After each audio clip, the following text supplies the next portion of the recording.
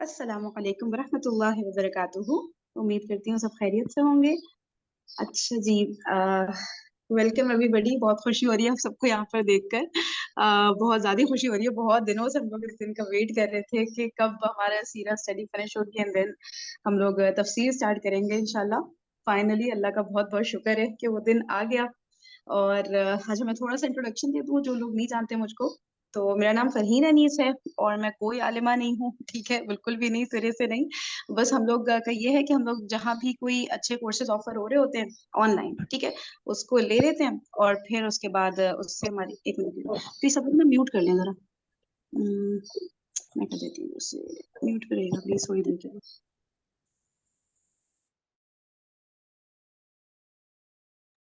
जी, तो मैं ये बता रही थी कि जहाँ पे अच्छे कोर्सेज ऑफर हो रहे होते हैं, चाहे कोई एकेडमी करे, कोई आलिम करे, कोई उस्ताद, कहीं से भी ऑफर हो रहा हो, वो कोर्सेज हम लोग ले लेते हैं रिलेटेड टू तफसीर। अम,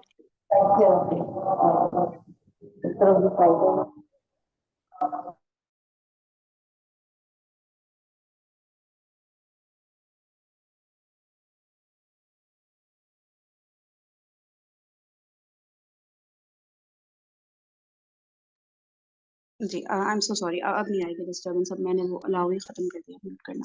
अच्छा, ठीक है, तो फिर रिलेटेड टू अरबिक लैंग्वेज हो, तजवीद का हो, तफसीर का हो, हदीस का हो, एनीथिंग, ठीक है, तो जहाँ पे भी ऑफर हो रहा हो वो कोर्स ले लेते हैं। और उसके अलावा ये कि ये सिलसिला कैसे स्टार्ट हुआ, इस तरह अर्ली मॉर्निंग सेशंस का, ये इस तरह स्टार्ट हुआ कि मैं चाह रही थी कि सुबह सुबह ही कोई अच्छे टीचर्स हों जो कोई कोर्सेज ऑफर कर रहे हो, ताकि हमारे जो अर्ली मॉर्निंग का टाइम है ये अच्छा यूटिलाइज हो जाए। आपको पता है हम खवातीन सब फ्री होती हैं, या तो घर में सब सो रहे होते हैं, या कोई स्कूल जा चुका होता है या जाने वाला होता है, ठीक है, तो ये बड़ा अच्छा एक टाइम होता है अर्ली मॉर्निंग और लेट मॉर्निंग आवर्स जो होते हैं ना।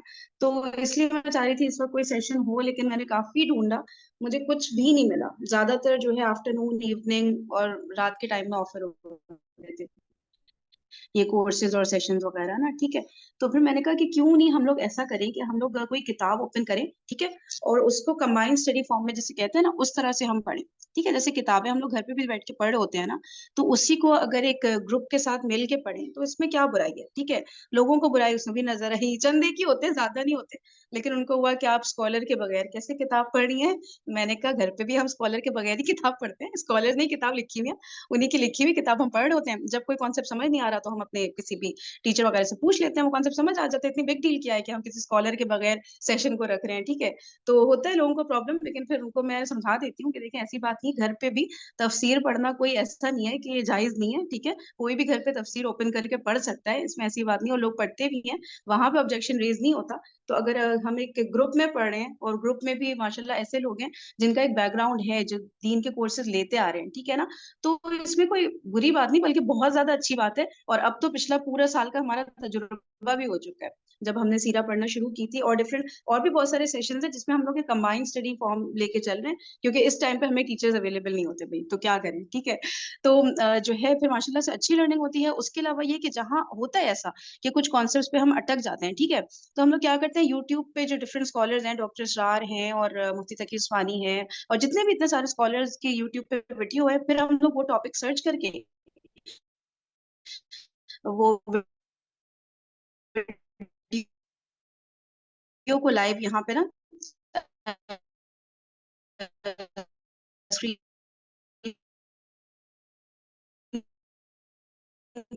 शेयर कर देते हैं, तो साथ में मिल के लाइव सेशन के दौरान उनकी वीडियो प्ले की, वो कॉन्सेप्ट समझ लिया। फर्द भी टीचर सब हमारे जो इसको भी नहीं पता हो, इतना बड़ा मसला नहीं है। जो मसला बनाना चाहे, जिनको सीखना नहीं है और जिनको बस एक पंगे डालने हैं बीच बीच में कि नहीं ऐसे नहीं हो सकता, वैसे नहीं हो सकता, ये नहीं करे, वो नहीं करे, तो वो तो फिर आपको पता है वो आवाजें ना बंद नहीं होती। अच्छा, मेरी आवाज नहीं आ रही, मुझे जरा चैट पे लिख दिएगा कि आवाज नहीं आ रही। किसी ने कुछ लिखा भी है, ठीक है, चैट पे लिख दिएगा मुझे ना कि आवाज अगर कट रही हो या कोई मसला हो तो आप लोग को मैं ये सजेस्ट करूंगी कि देखिए ये सेशन लें, ठीक है, दो तीन सेशंस लें, सही है। और उसके बाद फिर आप लोग डिसाइड करें आप लोगों को कोई फायदा हो रहा है इससे या नहीं हो रहा।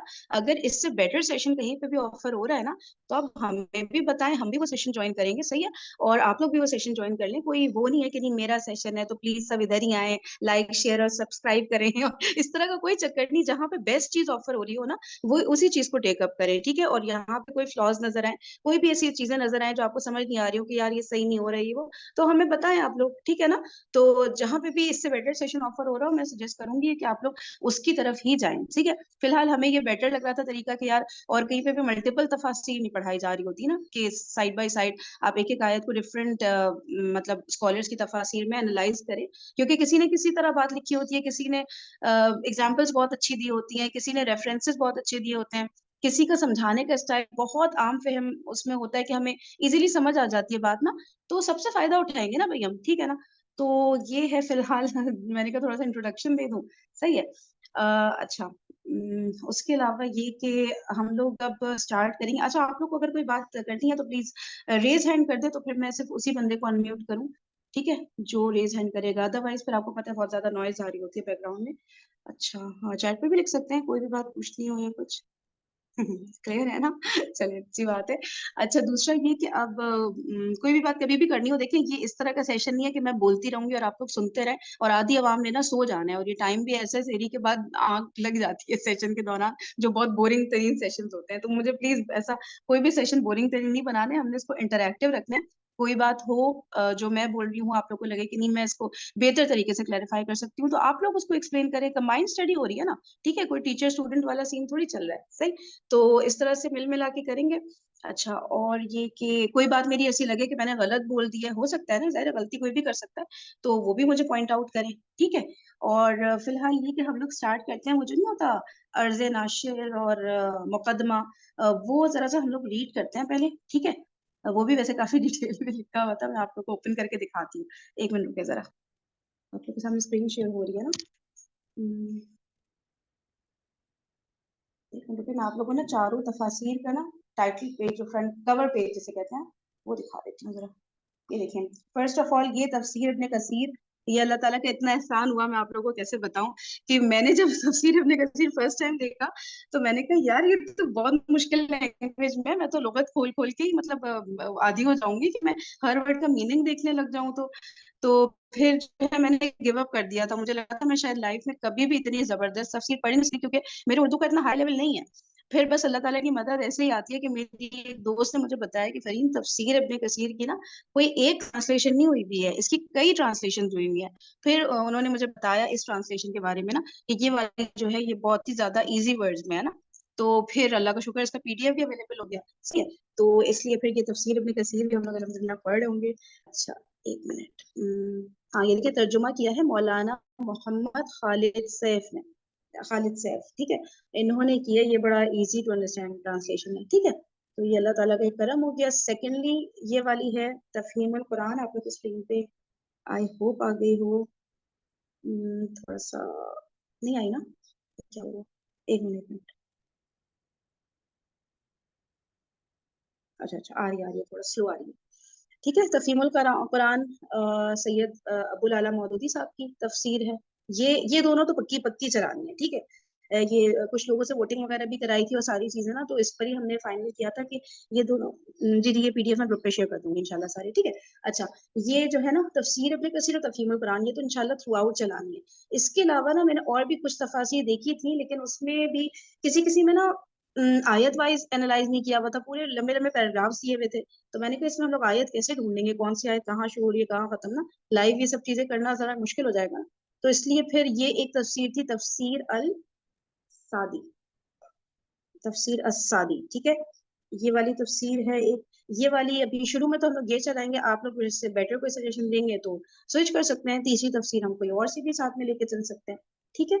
अच्छा, इसके अलावा तदब्बुर कुरान, ये मुझे थोड़ा सा देखना है। ये जो है ना, अगर आप लोग जानते हो जो एक फेमस स्कॉलर हैं मौलाना इसहाक साहब, उन्होंने जो है ये उनकी वीडियो में मैंने देखी थी, वो ये वाली तफसीर ना रिकमेंड कर रहे थे। अब आई डोंट नो तदब्बुर कुरान के नाम से एक ही तफसीर है या कोई और भी है, इनके जरा मैं राइटर चेक करूंगी कि उन्होंने जो रिकमेंड किया था मुझे, ताकि मुझे जरूर पढ़नी है ना।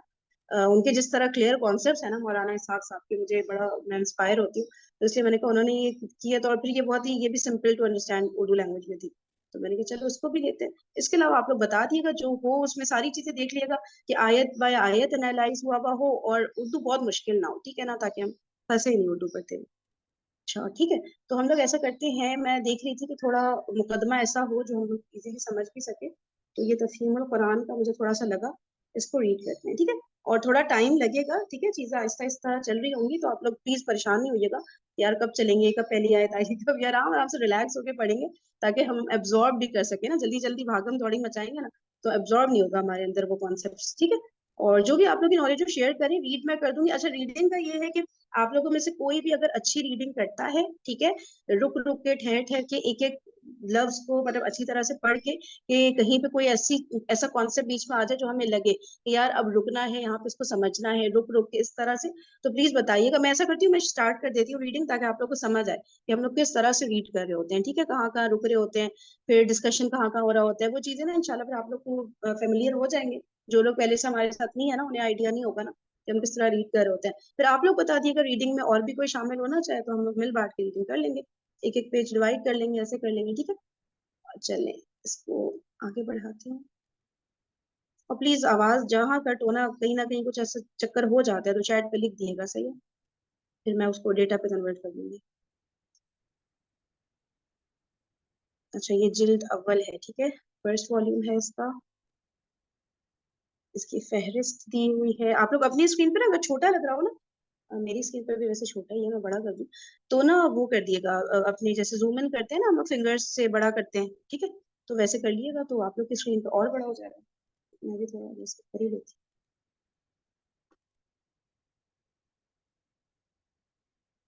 दिबाचा, मुकदमा, फिर सूरह फातिहा, सूरह बकरा, सारे पेज नंबर दिए हुए, ठीक है, तो फर्स्ट वॉल्यूम में यहाँ तक है। अच्छा फहरिस्त मौजूआत, हाँ इसके एंड में ना, एक मिनट रुकिए, 609 पेज कह रहे हैं ना, अगर आप 609 खोलते हैं, तो फहरिस्त मौजूआत किस तरह से उन्होंने दिया हुआ है, ये भी जरा देखते हैं।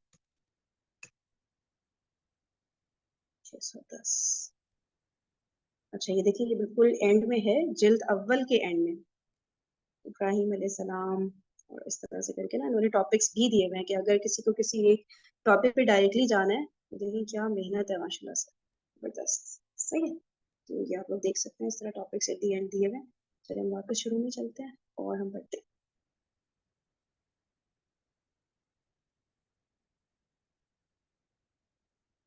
अच्छा फिर क्या है ये, फहरिस्त नक्शा जात, तमाम नक्शा जात जिल के आखिर में मुलाहिजा फरमाए, ओहो जबरदस्त। ओके, चलिए ये जब जब आएंगे ये टॉपिक्स ना, तब हम लोग देख लेंगे इनको।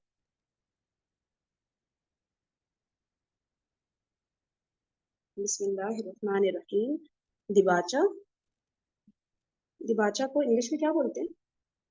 अच्छा आप लोग म्यूट नहीं कर सकते ना, मैं यहाँ से आप लोग को अलाउ करती हूँ शायद। हाँ अब आप लोग अनम्यूट कर सकते हैं, किसी को कोई भी बात बोलनी हो ना तो आप लोग इजीली अनम्यूट कर सकते हैं, लेकिन अगर अगेन वही सब लोग अनम्यूट करने लगा, बहुत ज्यादा शोर की आवाज आने लगी, तो मैं इधर से वो कर दूंगी। जी दिबाचा बताइएगा कोई भी, जरा इसको इंग्लिश में क्या बोलते हैं, एनीबडी? अच्छा चैट पे लिखा है, प्रीफेस, इंट्रोडक्शन। प्रीफेस का वर्ड मुझे ज्यादा अप्रोप्रिएट लगा, चले ओके। बाकी प्लीज जो कुछ नहीं बोल रहा है वो तो अनम्यूट ना करे ना, म्यूट रखे। ओके चलिए स्पीक करो।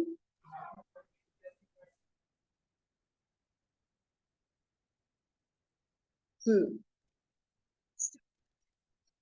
कुरान मजीद के तर्जुमा व तफसीर पर हमारी जुबान में अब तक इतना काम हो चुका है। अच्छा ये आप लोग को पता है ना, तफहीमुल कुरान पढ़ी हूँ मौलाना मौदूदी साहब की, सही है। कुरान मजीद के तर्जुमा व तफसीर पर हमारी जुबान में अब तक इतना काम हो चुका है कि अब किसी शख्स का महज बरकत व सआदत की खातिर एक नया तर्जुमा या एक नई तफसीर शाये कर देना वक्त और मेहनत का कोई सही मशरफ नहीं है। अच्छा ये कुरान मजीद की जो वो है ना तफसीर, इसका मैंने सुना था ये 1920 में फर्स्ट टाइम लिखी गई थी, इसके बारे में किसी को पता है? इससे पहले कुरान मजीद की तफसीर ही आई गेस तर्जुमा मेरे ख्याल से फर्स्ट टाइम, इस पे मैं बड़ा हैरान हुई थी, मैंने कहा पता नहीं ये बात ऑथेंटिक है ये इन्फॉर्मेशन या नहीं, या कुछ और चक्कर है, पता है किसी को इस बारे में? ऐसा सुना था मैंने, ठीक है, किसी स्कॉलर से ही सुना था, लेकिन मुझे था कि यार इस पे चेक करूंगी उससे पहले तक फिर कैसे मामला चलते थे। तो अब इसमें ये लिखा है कि कुरान मजीद के तर्जुमा व तफसीर पर ऑलरेडी उर्दू जबान में ठीक ठाक काम हुआ था जब तक मौलाना मौदूदी साहब ने ये तहरीर लिखी थी, ठीक है। तो इसलिए अकॉर्डिंग टू हिम कि कोई नया तर्जुमा या नई तफसीर सिर्फ बरकत या सादत के लिए लिखना उसके वक्त और मेहनत का कोई सही इस्तेमाल नहीं है ना, ठीक है। जब लिखा जा चुका है तो फिर से एक बंदा वही सब बातें लिखे, समझ नहीं आती ना ये बात, सही है। तो अब वो कह रहे हैं कि इस राह में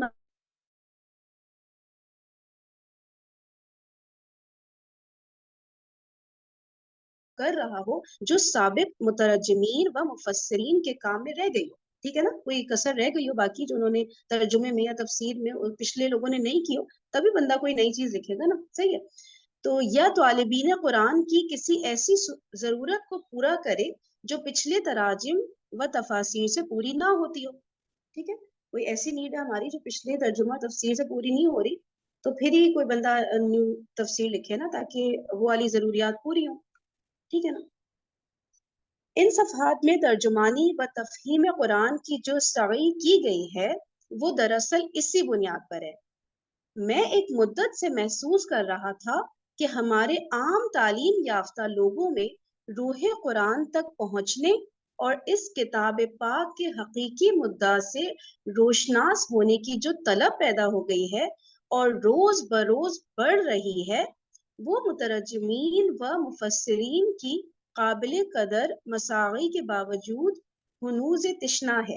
हुनूज तिश्ना अगर कोई बता सकते हैं तो भी बताएं, अदरवाइज बहुत सारे डिफिकल्ट वर्ड्स आएंगे, हम कॉन्टेक्स्ट से समझ सकते हैं ना कि मतलब कि मीनिंग क्या बन रहा है, सही है ना। का मतलब होता तो है थर्स्ट, हम्म, प्यास। अच्छा तिश्नगी का प्यास, मतलब होता है थर्स्ट, प्यास, यानी उसकी अभी प्यास बाकी है, हुनूज़े तिश्ना। अच्छा अच्छा अच्छा अच्छा, अरे जबरदस्त हो गया, सही। तो वो प्यास अभी बाकी है तो इसलिए उसको पूरा किया है मौदूदी साहब ने यहाँ पे, कि आम तालीम याफ्ता लोग स्पेशली जो थे ना उस टाइम के, तो उनको फिर वो उनकी जरूरतें पूरी नहीं हो रही थी पुरानी तफासिर से ना, तो उनको ये लगा कि उनको इस तरह की एक तफसीर लिखनी चाहिए, ठीक है। अच्छा, फिर कह रहे हैं कि इसके साथ मैं ये एहसास भी अपने अंदर पा रहा था कि इस तृष्णगी को बुझाने के लिए कुछ ना कुछ खिदमत मैं भी कर सकता हूँ। उन्हीं दिनों एहसासात ने मुझे उस कोशिश पर मजबूर किया जिसके सम्राट हदिया नाजरीन किए जा रहे हैं। अगर फिलवाक़े मेरी ये हकीर पेशकश लोगों के लिए फहमे कुरान में कुछ भी मददगार साबित हुई तो ये मेरी बहुत बड़ी खुशनसीबी होगी। जैसे जैसे चीजें आगे जा रही है ना, अच्छा कोई वर्ड में गलत रीड करूं तो भी बताइएगा, और कोई चीज आप लोग बेटर एक्सप्लेन कर सके तो प्लीज गो अहेड ना, आप लोग भी समझाइए, सही है। क्योंकि कुछ पॉइंट्स आप लोग के जहन में आ रहे होंगे जो मेरे जहन में नहीं आ रहे, या आप लोग बेटर एक्सप्लेन कर सकें, सही। इस काम में मेरे पेश नज़र उल्मा और मुहक्किकीन की ज़रूरियात नहीं है, और ना उन लोगों की ज़रूरियात हैं जो अरबी ज़ुबान और उलूम दीनिया की तहसील से फारिग होने के बाद कुरान मजीद का गहरा तहकीकी मुताला करना चाहते हैं। ऐसे हजरात की प्यास बुझाने के लिए बहुत कुछ सामान पहले से मौजूद है, ठीक है। जिनको अरबी ग्रामर वगैरह और उलूम दीनिया जो ऑलरेडी मदरसों वगैरह से पढ़ रहे हैं या किसी भी अच्छे स्कॉलर से पढ़ रहे हैं, तो कह रहे हैं उनके लिए तो ऑलरेडी काफी सारा सामान है ना। अब वो बता रहे हैं कि वो उनकी ऑडियंस, उनकी टारगेट ऑडियंस क्या है मौदूदी साहब की ना।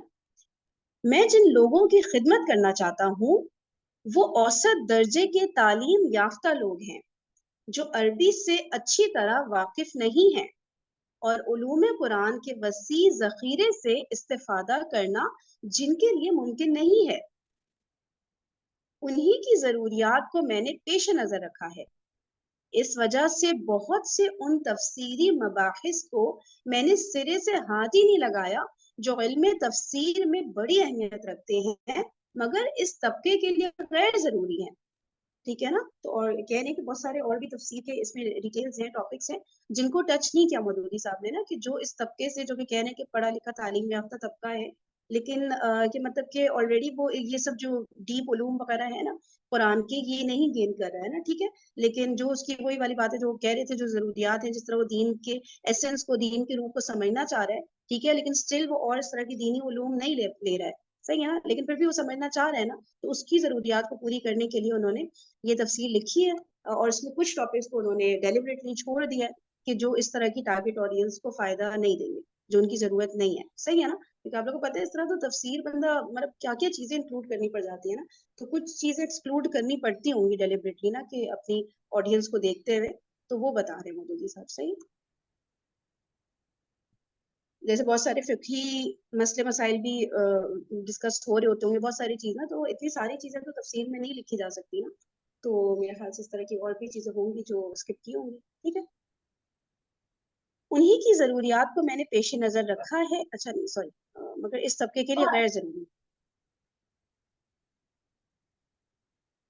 پھر جو مقصد میں نے اس کام میں اپنے سامنے رکھا ہے وہ یہ ہے کہ ایک عام ناظر اس کتاب کو پڑھتے ہوئے قرآن کا مفہوم و مدعا بالکل صاف صاف سمجھتا چلا جائے, اور اس سے وہی اثر قبول کرے جو قرآن اس پر ڈالنا چاہتا ہے.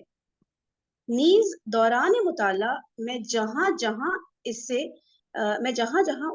الجھنے پیش اچھا جہاں جہاں اسے, ٹھیک ہے, سوری کسی نے چیک کیا, آئی تھنک یہ تفسیر ایوریج پرسنس کے لیے جو زیادہ غور و فکر نہیں کرنا چاہتے لیکن مین پرابلمس کو سمجھ سکے. مے بی کہہ سکتے ہیں. اوکے alright, so ہم کہاں پر تھے کہ ہاں, پھر جو مقصد میں نے اس کام میں اپنے سامنے رکھا ہے وہ یہ ہے کہ ایک عام ناظر اس کتاب کو پڑھتے ہوئے قرآن کا مفہوم و مدعا بالکل صاف صاف سمجھتا چلا جائے.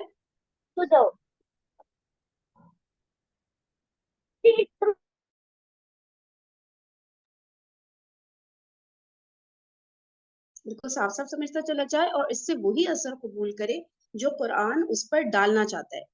نیز دوران مطالعہ میں جہاں جہاں اس سے الجھنیں پیش آ سکتی ہوں وہ صاف کر دی جائیں. یہ جو لکھا ہوا ہے نا, دوران مطالعہ میں جہاں جہاں اسے الجھنیں پیش آ سکتی ہیں وہ صاف کر دی جائیں, یہ میں نے سنا ہے کہ مودودی صاحب کا انداز اس طرح ہے کہ جب ہم لوگ پڑھتے ہیں نا, پڑھتے پڑھتے ہمارے ذہن میں نا کوئی سوال آتے ہیں اور آگے سے مودودی صاحب لکھ دیتے ہیں کہ اب قاری کے ذہن میں یہ سوال آ رہا ہوگا کہ, اور بندہ حیران رہ جاتا ہے ان کو کیسے پتا. تو وہی والا پوائنٹ مجھے یاد آیا کہ نیز دوران مطالعہ میں جہاں جہاں اسے الجھنیں پیش آ سکتی ہوں وہ صاف کر دی جائیں, اور جہاں کچھ سوالات اس کے ذہن میں پیدا ہوں ان کا جواب اسے بر وقت مل جائے. یہ میری کوشش ہے. اب اس امر کا فیصلہ عام ناظرین ہی کر سکتے ہیں کہ میں اس میں کہاں تک کامیاب ہوا ہوں. بہرحال یہ حرف آخر نہیں ہے. ہر ناظر سے میری درخواست ہے کہ جہاں کوئی تشنگی محسوس ہو یا کسی سوال کا جواب نہ ملے یا مدعا اچھی طرح واضح نہ ہو رہا ہو, اس سے مجھے مطلع کیا جائے تاکہ میں اس خدمت کو زیادہ سے زیادہ مفید بنا سکوں. علماء کرام سے بھی میں گزارش کرتا ہوں کہ مجھے میری غلطیوں سے آگاہ فرمائیں. چند الفاظ ترجمانی و تفہیم کے متعلق بھی. اچھا, ترجمے اور تفہیم کے متعلق میں نے اس کتاب میں ترجمے کا طریقہ چھوڑ کر آزاد ترجمانی کا طریقہ اختیار کیا ہے. اچھا, آزاد ترجمانی, اب اس کو آگے ایکسپلینیشن آ رہی ہوگی اس کی. میں نے اس کتاب میں ترجمے کا طریقہ چھوڑ کر آزاد ترجمانی کا طریقہ اختیار کیا ہے. اس کی وجہ یہ نہیں ہے کہ میں پابندی لفظ کے ساتھ قرآن مجید کا ترجمہ کرنے کو غلط سمجھتا ہوں, بلکہ اس کی اصل وجہ یہ ہے کہ جہاں تک ترجمہ قرآن کا تعلق ہے یہ خدمت اس سے پہلے متعدد بزرگ بہترین طریقے پر انجام دے چکے ہیں, اور اس راہ میں اب کسی مزید کوشش کی ضرورت باقی نہیں رہی ہے.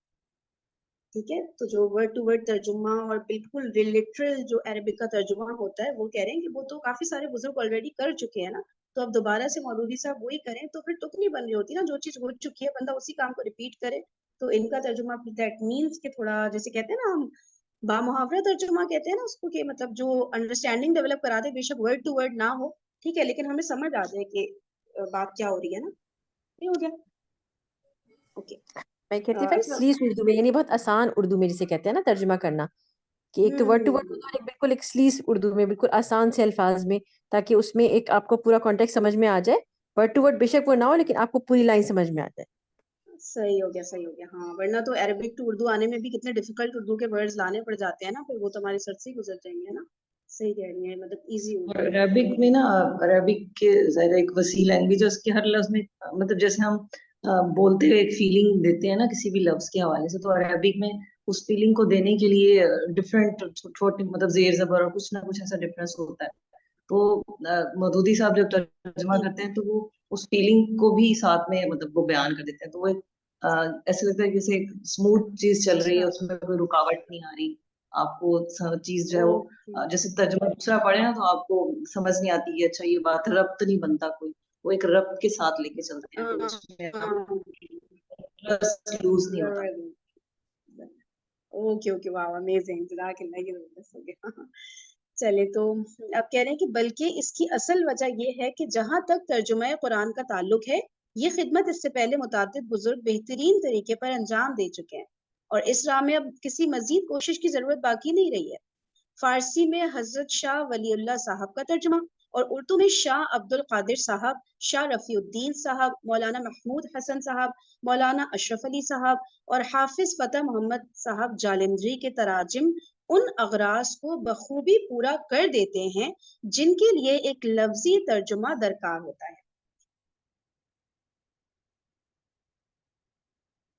لیکن کچھ ضرورتیں ایسی ہیں جو لفظی ترجمے سے پوری نہیں ہوتی اور نہیں ہو سکتی, انہی کو میں نے ترجمانی کے ذریعے سے پورا کرنے کی کوشش کی ہے.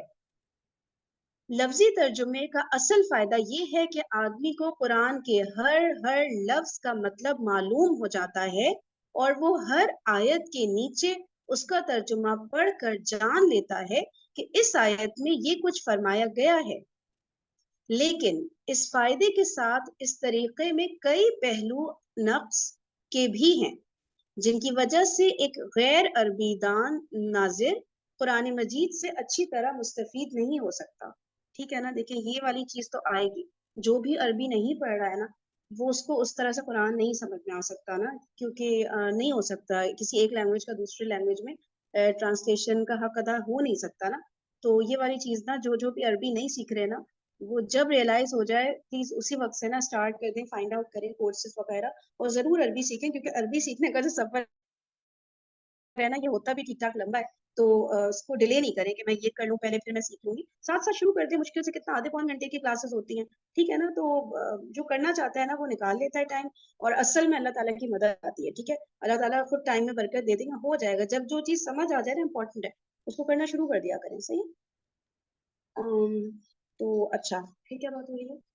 پہلی چیز جو ایک لفظی ترجمے کو پڑھتے وقت محسوس ہوتی ہے وہ روانی عبارت, زور بیان, بلاغت زبان اور تاثیر کلام کا فقدان ہے. اوکے اچھا, اب یہ بتا رہے کیا کیا چیز مسنگ ہوتی ہے جو کہ لفظی ترجمے میں ہوتی ہے نا, ورڈ ٹو ورڈ ترجمہ جو ہوتا ہے اس میں کیا کیا مسنگ ہوتی ہے.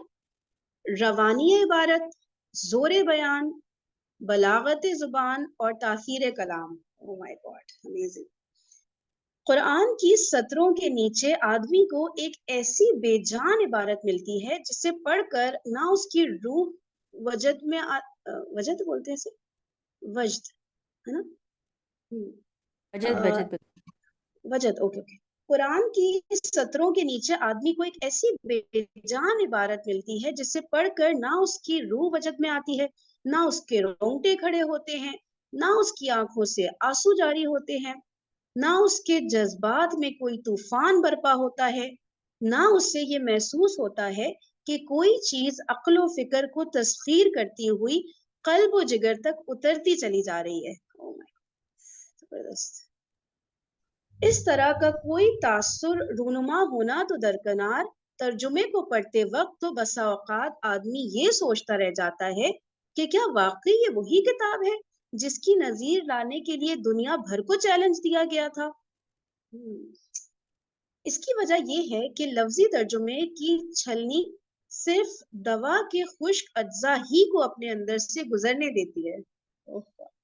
اس کی وجہ آپ لوگ کوئی ایکسپلین کر سکیں ان باتوں کو نا تو پلیز بتائیے گا, آپ انمیوٹ کر کے اسی وقت کر سکتے ہیں. صحیح ہے, دیکھیں لکھا ہے. جی جی پلیز پلیز. اس کا تھوڑا سا میں ایڈ کرنا چاہوں گی کہ ڈاکٹر اسرار احمد اس چیز کو ایسے ایکسپلین کرتے ہیں. کرن آواز بہت ہلکی آ رہی ہے. اب آ رہی؟ ہاں ابھی بہتر ہے. جی ڈاکٹر اسرار احمد اس چیز کو ایسے ایکسپلین کرتے ہیں کہ جیسے آپ کو غالب یا اقبال کے اشعار جو ہے نا آپ سن رہے ہوں تو آپ سر ڈھونڈنے پر مجبور ہو جاتے ہیں. یعنی اگر آپ کو ظاہر ہے آپ کی زبان ہے وہ اردو نا اور آپ کو اس کا سمجھ ہے فہم ہے تو اگر آپ کو وہ سمجھ آ رہی ہے تو آپ بہت سن کر جو ہے وہ کہتے ہیں کہ واہ واہ کیا زبردست بات کی ہے. یعنی شاعری ہے نا مطلب شعر ان کا انداز ایسا ہے تو کم الفاظ میں اور مطلب کافی چیزوں کو سمو دینا اقبال کی اس سے کون واقف نہیں ہے اور باقی شعراء سے بھی.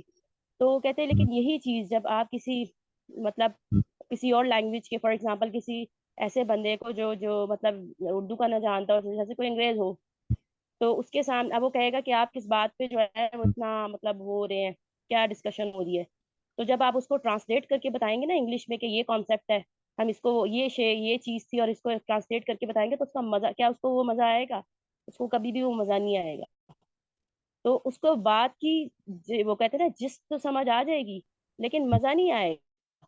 مزہ آپ ہی کو آ رہا ہوگا کیونکہ آپ کو زبان کا مطلب زبان آپ کی ہے تو آپ کو سمجھ آتی ہے. اسی طرح اگر شیکسپیئر کی کوئی چیز ہے اگر ہمیں اس طریقے سے اس کو کر کے بتایا جائے تو ہم اس کو مطلب وہ جو اس کا وہ کہتے ہیں نا اس کے ٹیسٹ تک تب تک نہیں پہنچ سکتے جب تک ہمیں اس چیز کی جو ہے نا ہاں مطلب لٹریری لینگویج کریں مطلب لیکن یہ جو وہ نہ ہو. کمپیریزن ہے نا جو آپ کر رہی ہیں نا یہ عربک اور اردو کے اس میں کر رہی ہیں. یہاں پہ جو مودودی صاحب کر رہے ہیں نا وہ ترجمانی اور لفظی ترجمہ ہے نا اس میں اور ایک بامحاورہ ترجمہ اس میں کمپیریزن کر کے بتا رہے ہیں یہاں پہ نا. وہ عربک کی تو کیا ہی بات ہے وہ تو خیر اپنے لیول ہے لیکن یہاں پہ نا وہ بتا رہے ہیں کہ ایک تو ورڈ ٹو ورڈ ترجمہ ہوتا ہے نا وہ اس طرح آپ کے اندر جذب نہیں ہو پاتا وہ روانی نہیں آ رہی ہوتی ہے وہ ساری چیزیں.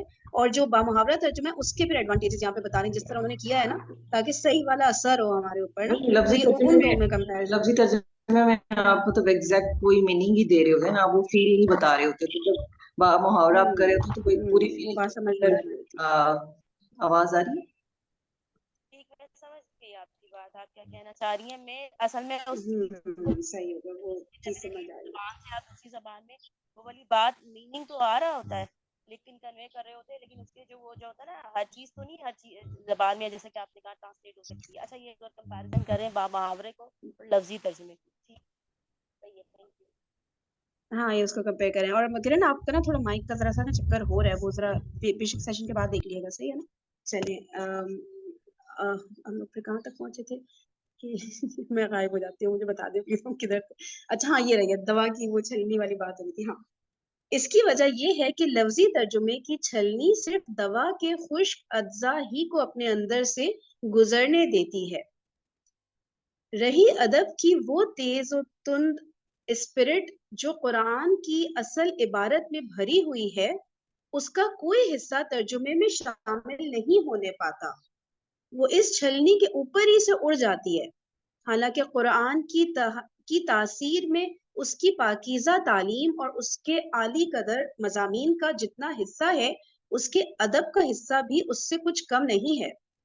یہی تو وہ چیز ہے جو سنگ دل سے سنگ دل آدمی کا دل بھی پگھلا دیتی تھی جس نے بجلی کے کڑکے کی طرح عرب کی ساری زمین ہلا دی تھی جس کی قوت تاثیر کا لوہا اس کے شدید ترین مخالفین تک مانتے تھے اور ڈرتے تھے کہ یہ جادو اثر کلام جو سنے گا وہ بالآخر نقد دل ہار بیٹھے گا. یہ چیز اگر قرآن میں نہ ہوتی اور وہ اسی طرح کی زبان میں نازل ہوا ہوتا جیسی اس کے ترجموں میں ہم کو ملتی ہے تو اہل عرب کے دلوں کو گرمانے اور نرمانے میں اسے ہرگز وہ کامیابی نہ حاصل ہو سکتی جو فی الواقع اسے حاصل ہوئی.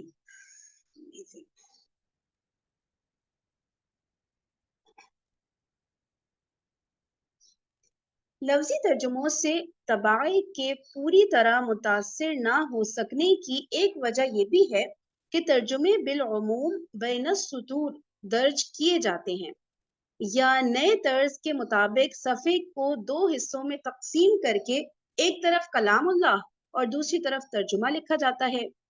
یہ طریقہ اس غرض کے لیے تو عین مناسب ہے جس کی خاطر آدمی لفظی ترجمہ پڑھتا ہے کیونکہ اس طرح ہر لفظ اور ہر آیت کے مقابلے میں اس کا ترجمہ ملتا جاتا ہے. ٹھیک ہے نا. تو لفظی ترجمہ بھی فائدہ دیتا ہے بہت سارے وے میں اور اسپیشلی عربی کے اسٹوڈنٹس کو تو بہت فائدہ دیتا ہے کہ وہ گرامر کو اینالائز کرنا हमें समझ आ जाता है चीज़ों को, ठीक है, तो वो भी फ़ायदा देता है, लेकिन एक आम फ़हम ज़ुबान में उस चीज़ को समझना, वो फिर एक जो मुहावरा और तर्जुमा होता है ना, वो सही में फिर दिल में उतर रहा होता है ना।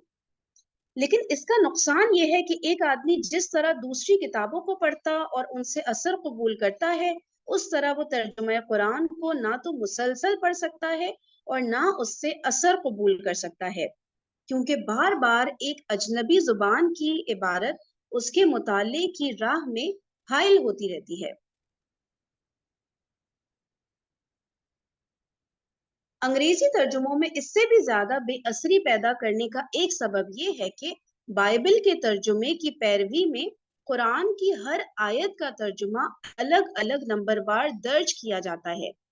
आप किसी बेहतर से बेहतर मजमून को लेकर जरा उसके फिक्रे फिक्रे को अलग कर दीजिए और ऊपर नीचे नंबरवार लिख कर उसे पढ़िए। आपको खुद महसूस हो जाएगा कि मरबूत और मुसलसल इबारत से जो असर आपके जहन पर पड़ता था, उससे आधा असर भी इन जुदा जुदा फिक्रों के पढ़ने से नहीं पड़ता।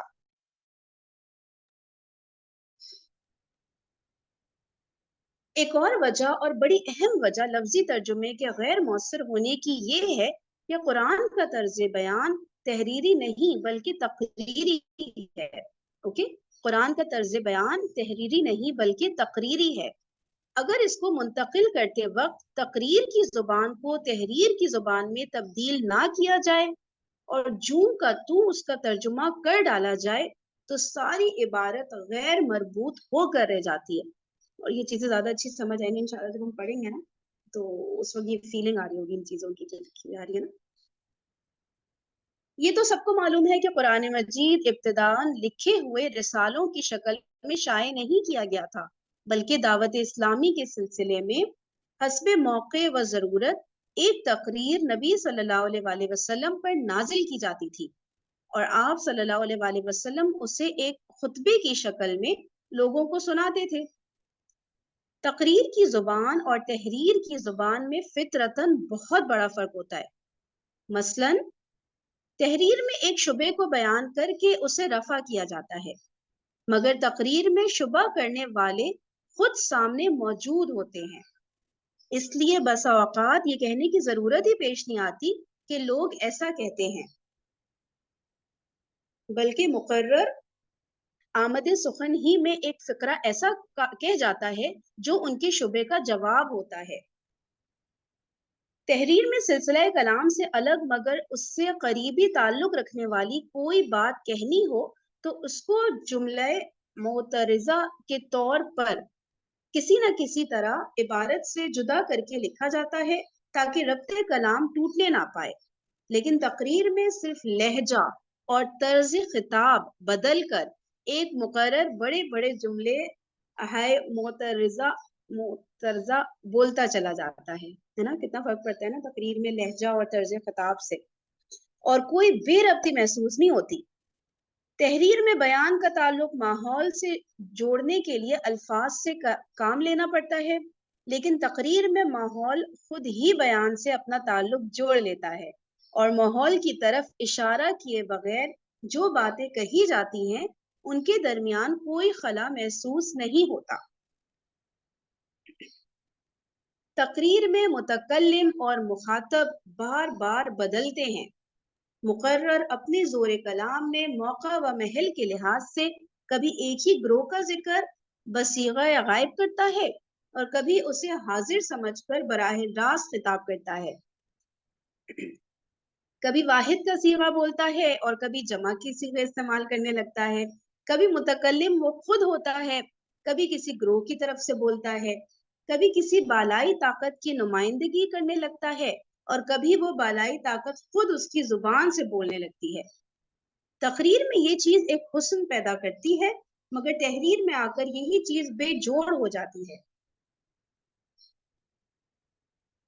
यही वजूह है कि जब किसी तकरीर को तहरीर की शक्ल में लाया जाता है तो उसको पढ़ते वक्त आदमी लाजमन एक तरह की बेरब्ती महसूस करता है और ये एहसास उतना ही बढ़ता जाता है जितना असल तकरीर के हालात और माहौल से आदमी दूर होता जाता है। خود قرآن عربی میں بھی ناواقف لوگ جس بے ربطی کی شکایت کرتے ہیں اس کی اصلیت یہی ہے. وہاں تو اس کو دور کرنے کے لیے اس کے سوا چارہ نہیں ہے کہ تفسیری حواشی کے ذریعے سے ربط کلام کو واضح کیا جائے. جو حاشیہ ہوتے ہیں نا، ٹھیک ہے، اس سے ربط کلام کو واضح کیا جائے، کیونکہ قرآن کی اصل عبارت پہ کوئی کمی بیشی کرنا حرام ہے. لیکن کسی دوسری زبان میں قرآن کی ترجمانی کرتے ہوئے اگر تقریر کی زبان کو احتیاط کے ساتھ تحریر کی زبان میں تبدیل کر لیا جائے تو بڑی آسانی کے ساتھ یہ بے ربطی دور ہو سکتی ہے. علاوہ بری جیسا کہ ابھی میں اشارتاً عرض کر چکا ہوں، قرآن مجید کی ہر سورت دراصل ایک تقریر تھی جو دعوت اسلامی کے کسی مرحلے میں ایک خاص موقع پر نازل ہوتی تھی. اس کا ایک خاص پس منظر ہوتا تھا، کچھ مخصوص حالات اس کا تقاضا کرتے تھے اور کچھ ضرورتیں ہوتی تھیں جنہیں پورا کرنے کے لیے وہ اترتی تھی. اپنے اس پس منظر اور اپنی اس شان نزول کے ساتھ قرآن کی ان صورتوں کا تعلق اتنا گہرا ہے کہ اگر اس سے الگ کر کے مجرد الفاظ کا ترجمہ آدمی کے سامنے رکھ دیا جائے تو بہت سی باتوں کو وہ قطعاً نہیں سمجھے گا اور بعض باتوں کو الٹا سمجھ جائے گا. صحیح بات ہے نا، پس منظر، شان نزول، واقعات، حالات، اس وقت کب نازل ہوئی، کیا چل رہا تھا، نہیں پتا ہو تو نہیں سمجھ آتی نا کچھ آیا. ٹھیک ہے، تو بلکہ یہاں پہ لکھا ہے کہ الٹا ہی سمجھ لیتا ہے انسان، اس کا بالکل اپوزٹ میننگ لے لیتا ہے. صحیح ہے نا. اور قرآن کا پورا مدعا تو شاید کہیں اس کی گرفت میں آئے گا ہی نہیں.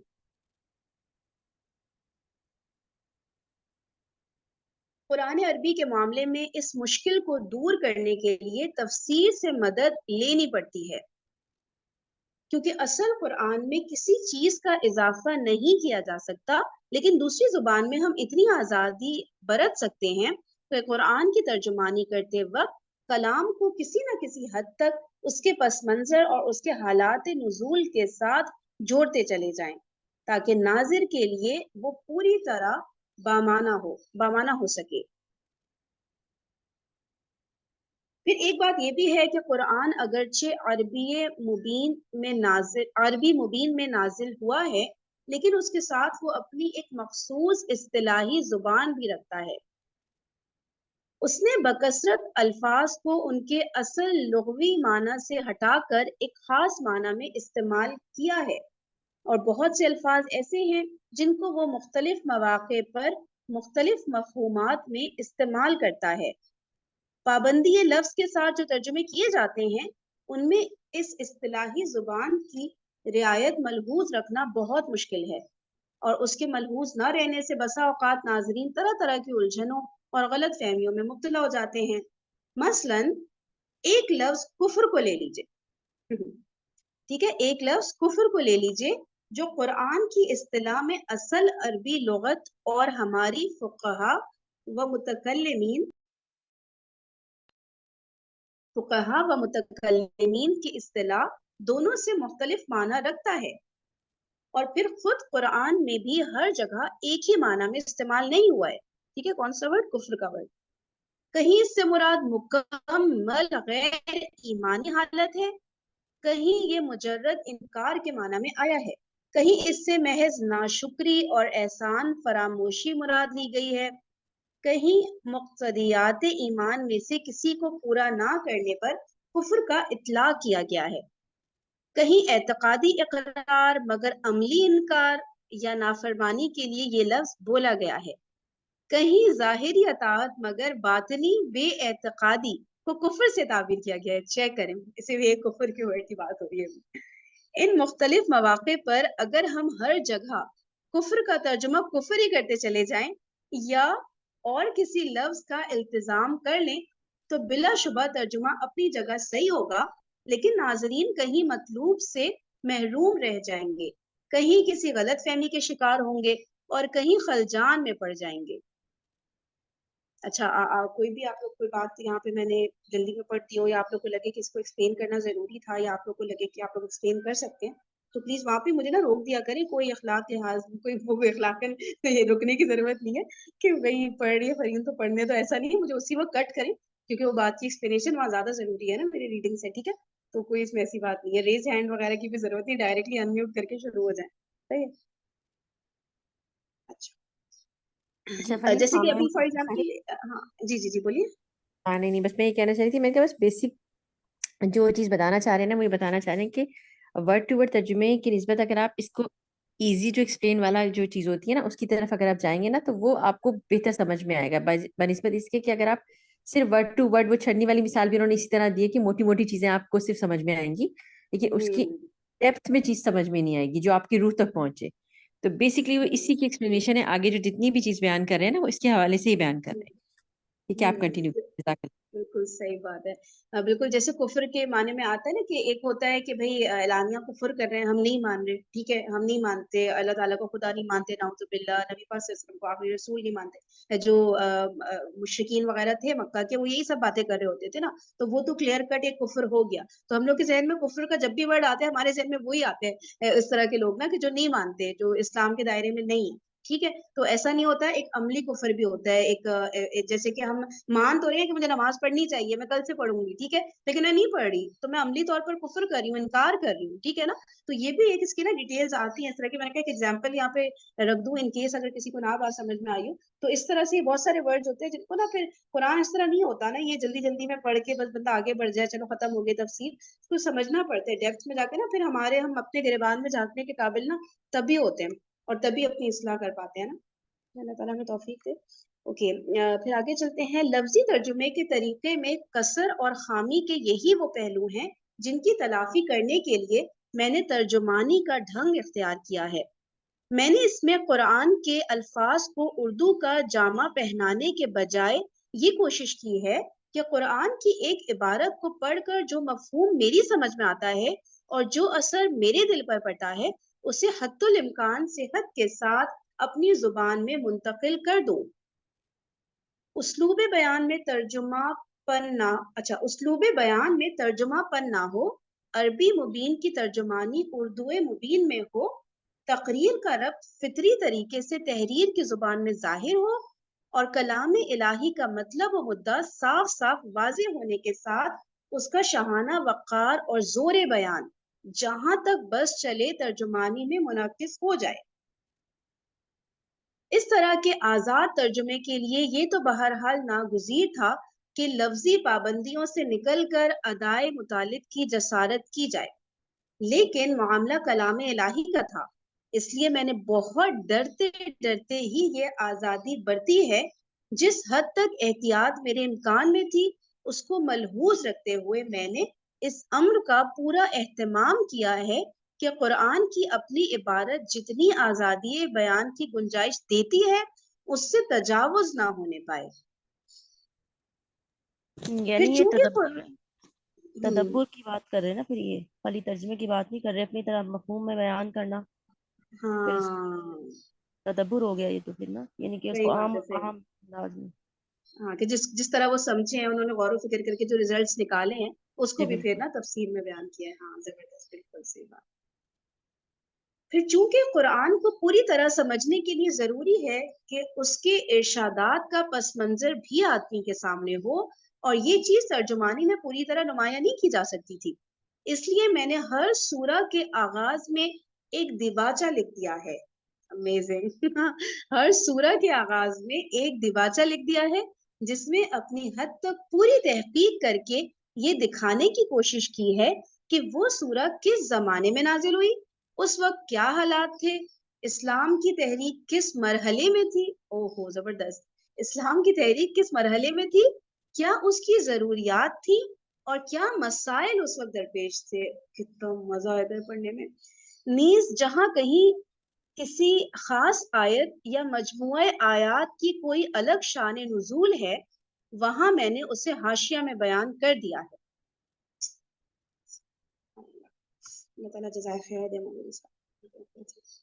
حواشی میں میری انتہائی کوشش یہ رہی ہے کہ کوئی ایسی بحث نہ چھیڑی جائے جو ناظر کی توجہ قرآن سے ہٹا کر کسی دوسری چیز کی طرف پھیر دے. جتنے حاشیے بھی میں نے لکھے ہیں, 2 ہی قسم کے مقامات پر لکھے ہیں. ایک وہ جہاں مجھے محسوس ہوا کہ ایک عام ناظر اس جگہ تشریح چاہے گا, یا اس کے ذہن میں کوئی سوال پیدا ہوگا, یا وہ کسی شبہے میں مبتلا ہو جائے گا. ٹھیک ہے.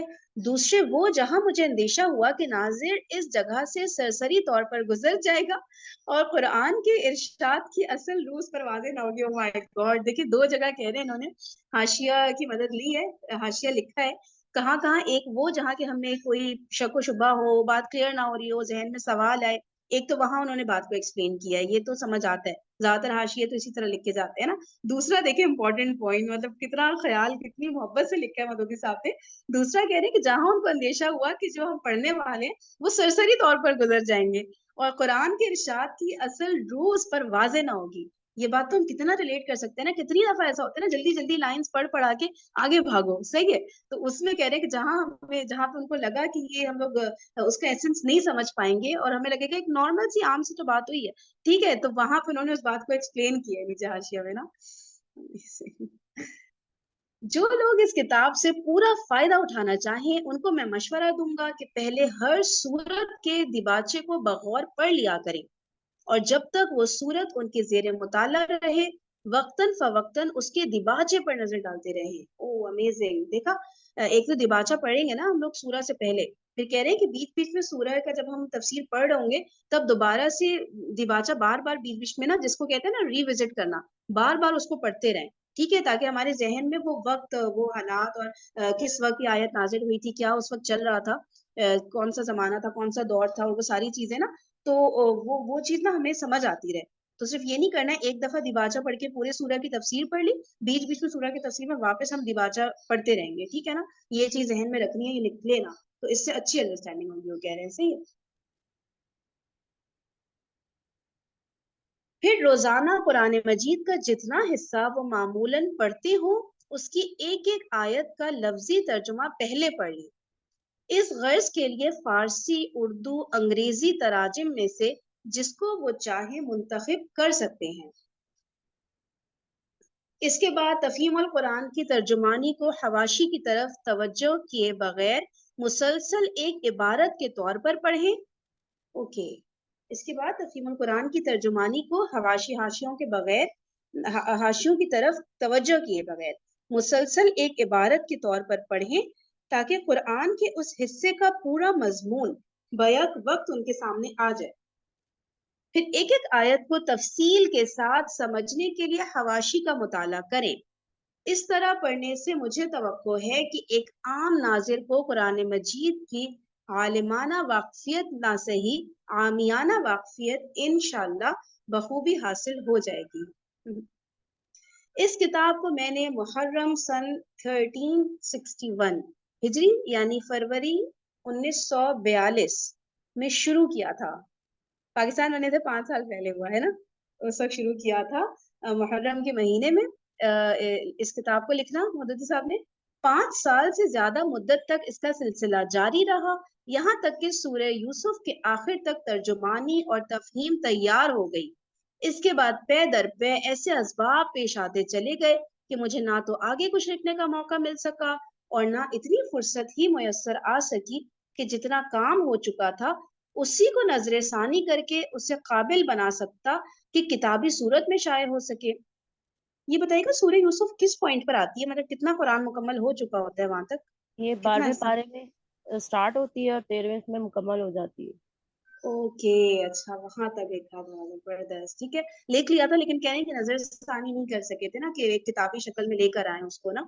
تو پھر کہہ رہے ہیں کہ اب اس سے حسن اتفاق یا سوء اتفاق کے اکتوبر سن 1948 میں یکایک مجھے پبلک سیفٹی ایکٹ کے تحت گرفتار کر کے جیل بھیج دیا گیا. ٹھیک ہے, پبلک سیفٹی ایکٹ کے تحت گرفتار کر کے مجھے جیل بھیج دیا گیا اور یہاں مجھ کو وہ فرصت بہم پہنچ گئی جو اس کتاب کو پریس میں جانے کے قابل بنانے کے لیے درکار تھی. 18 سپارے یعنی کہ جیل میں لکھے نا.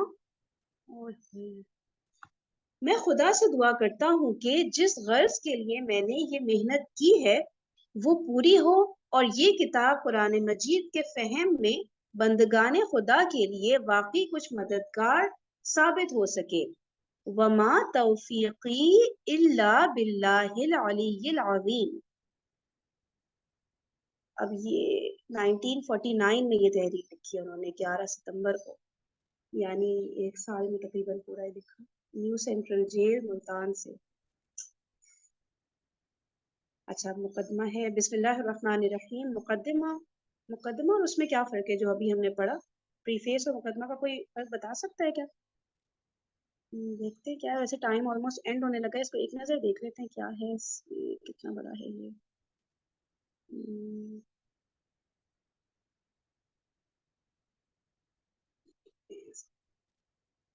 ہوگا تو اس میں بھی زوردار چیز پڑھ لیتے ہیں، انشاءاللہ کل پڑھ لیں گے اس کو، پھر دیکھتے ہیں ہماری تفسیر کے لیے اسٹارٹ ہے۔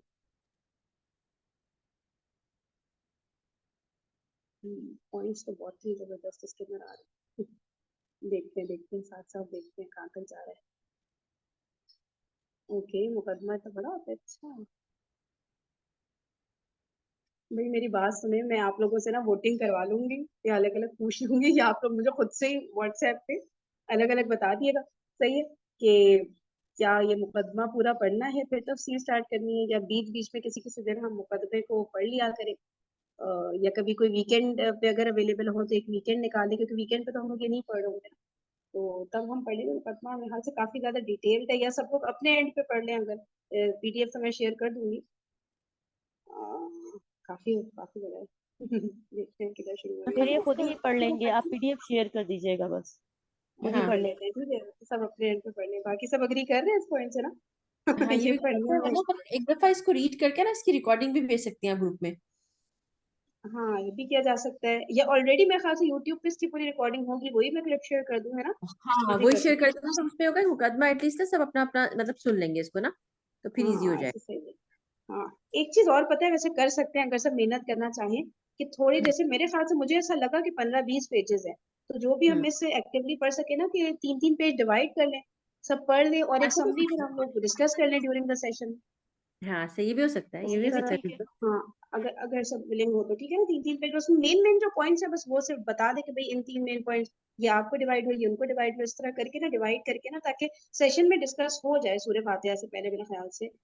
چلیے اس کو دیکھتی ہوں میں انشاءاللہ، ابھی ارلی مارننگ میں ہی دیکھ لیتی ہوں، پھر آپ لوگوں کو بتا دیتی ہوں گروپ پہ کیا کرنا ہے، پھر انشاءاللہ سورہ فاتحہ اس طرح شروع ہوگی، ٹھیک ہے؟ تو ہم صرف اس کا ہی پریفیس وغیرہ بس دیکھ سکیں گے، پھر تفسیر ابن کثیر کا بھی کبھی لیٹر آن پھر دیکھ لیں گے، ٹھیک ہے نا؟ پھر ہم لوگ اسٹارٹ کریں گے سورہ فاتحہ سے۔ چلیں اب میرے خیال سے جو ٹائم ہے نا اس وقت، مجھے پتا ہے کس چیز کی بہت زیادہ ایکسائٹمنٹ ہو رہی ہے، یہ ہو رہی ہے کہ میں اب چھت پہ جاؤں اور دیکھوں کہ سورج کہتے ہیں نا کیا ہوتا ہے، تھوڑی مدھم ہوتی ہے، اگر کل شب قدر تھی میں کب سے ویٹ کر رہی ہوں کہ بس میں جا کے جلدی سے دیکھوں، اور ویسے تو اتنا کلیئر نہیں ہوتا جب تک ہم کمپیئر نہ کریں اس کو دوسری جو اب آنے والی جو صبح ہیں اس میں ہم دیکھیں کہ پھر کمپیئر کرنے سے پتہ چلتا ہے نا کہ بھئی مدھم تھی کہ نہیں تھی، تو اب چلتے چل کے ہم لوگ سب لوگ دیکھ لیتے ہیں اور لیٹ سی کہ کل رات شب قدر تھی کہ نہیں، اتنا پکا آئیڈیا تو نہیں ہو پاتا، کون سا ہم بڑے سائنٹسٹ ہیں جو سورج کو اینالائز کر لیں، لیکن میں بھی کچھ ہو ہے لیکن نا؟ کچھ نشانیوں سے اللہ تعالیٰ اندازہ کرا ہی دیتا ہے، آئیڈیا ہو ہاں جاتا ہے تھوڑا بہت ہو جس جاتا ہوں، ہاں صحیح بات ہے، ہاں دل میں اللہ تعالیٰ وہ ایک ڈال دیتے ہوں گے، لیکن پھر بھی جتنا بھی ہو ہم نے انشاءاللہ اس صحیح پورے ہے، عشرے کی ساری راتوں کو نا بس بہت اچھے سے جی یوٹیلائز کرنا ہے بالکل ایسا ہی ہے، اللہ تعالیٰ قبول کرے بس۔ انشاءاللہ چلو اوکے جی، جزاکم اللہ خیرا کثیرا، سبحانک اللہم و بحمدک، نشہد ان لا الہ الا انت، نستغفرک و نتوب الیک۔ السلام علیکم ورحمۃ اللہ وبرکاتہ۔ اچھا اور کسی نے کوئی بات اگر کرنی ہے تو پلیز، میں نے شاید موقع نہیں دیا، کوئی کچھ کہہ رہا تھا، انمیوٹ کیا کسی نے؟ چلیے ٹھیک ہے پھر انشاءاللہ کل ملتے ہیں اسی ٹائم پہ، پلیز ٹائم پہ آ جائیے گا تاکہ ٹائم پہ نا سیشن اسٹارٹ کر دیں۔ اوکے جی، السلام علیکم ورحمۃ اللہ وبرکاتہ۔